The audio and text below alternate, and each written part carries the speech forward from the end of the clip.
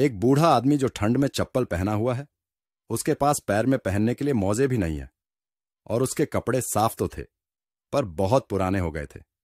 एक जैकेट भी पहना था, वो भी फटा हुआ। अपनी बेटी को लेकर कोर्ट में आया था। जब मैंने उसके केस की फाइल देखी तो मैं हैरान हो गई। उसमें लिखा था, बेटी के दहेज में 5 लाख रुपए और गाड़ी दिया था। समझ नहीं आता, लोग लड़कियों की शादी करवाना इतना क्या जरूरी समझते हैं। मुझे लगता है दहेज एक तरह का किराया होता है। मेरी बेटी को रख लो, जितना दहेज उतना ही किराया, और धूमधाम से शादियां ऐसे होती है जैसे कोई मुसीबत टल गई, बला छूटी। इसमें गलती उस बूढ़े बाप की भी नहीं है, पर हम सामाजिक जीवन जीने लगे हैं।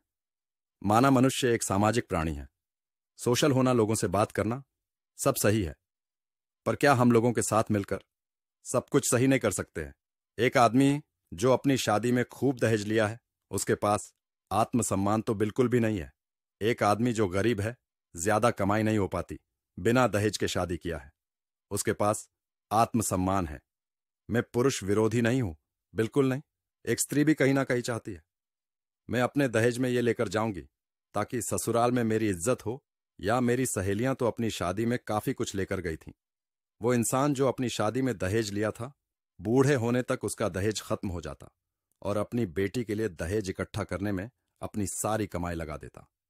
वो औरत जो दहेज लेकर गई थी, बूढ़े होते होते उसका दहेज खत्म हो जाता। बाकी अपनी बेटी के लिए दहेज इकट्ठा करने में घर का खर्चा बचाती बचे हुए जेवर इकट्ठा करती।